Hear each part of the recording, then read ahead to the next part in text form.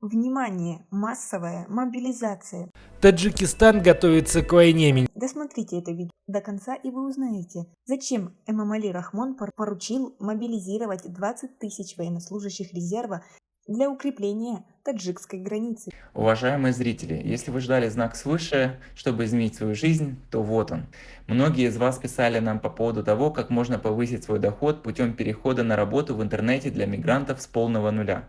Мы нашли, как помочь огромному количеству мигрантов, то есть нашли, как можем помочь вам найти себя и зарабатывать достойные деньги. Для того, чтобы попробовать себя в работе онлайн, при этом ничем не рискуя и не уходя с текущей работы, оставьте свои данные по Google форме ниже под видео, и мы с вами свяжемся.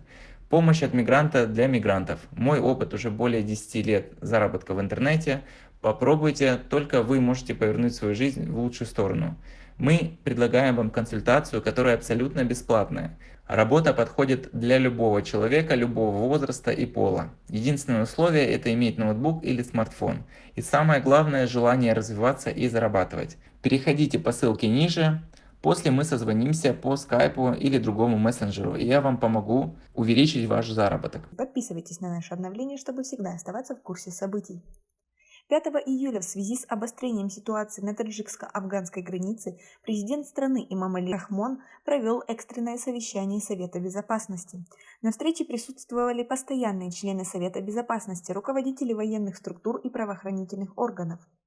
Сообщает пресс-служба президента страны. На заседании был рассмотрен вопрос обеспечения безопасности в приграничных районах и принятия мер по усилению охраны государственной границы. Командующий пограничными войсками Раджабали Рахманали и глава МВД Рамазон Рахимзода доложил о ситуации на границе.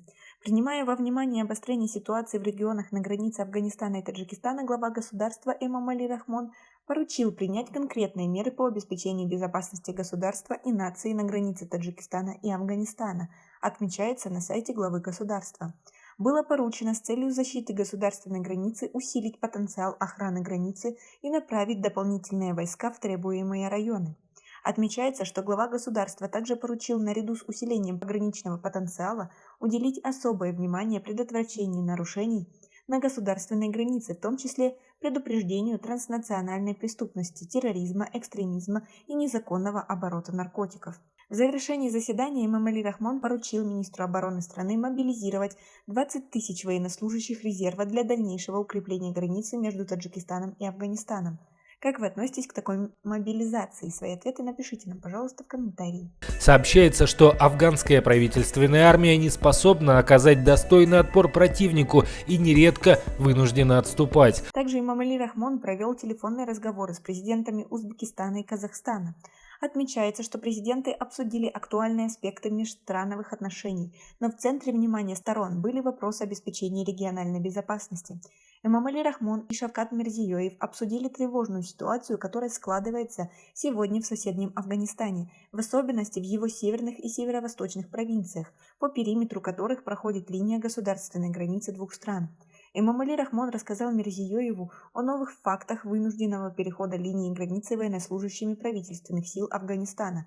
В этом контексте обстановка на линии границы с этой страной была оценена как весьма напряженная. Была подтверждена готовность сторон к дальнейшей координации сотрудничества силовых структур и правоохранительных органов в сфере безопасности, особенно в укреплении охраны границы с Афганистаном, сообщает пресс-служба президента. Эмомали Рахмон и Касым Жомарт Токаев также подробно обсудили обстановку в Афганистане. Стороны с обеспокоенностью высказались о резком обострении ситуации в приграничных северных и северно-восточных провинциях. В этой связи в целях предотвращения существующих угроз обеспечению региональной безопасности было указано на важность дальнейших совместных шагов по укреплению взаимодействия компетентных органов и соответствующих министерств и ведомств двух стран. О разговоре Рахмона с Владимиром Путиным сообщает пресс-служба главы России. В рамках этого телефонного разговора также была подробно обсуждена непростая ситуация. Владимир Путин подтвердил готовность оказать Таджикистану необходимую поддержку как в двустороннем плане, так и в рамках ОДКБ.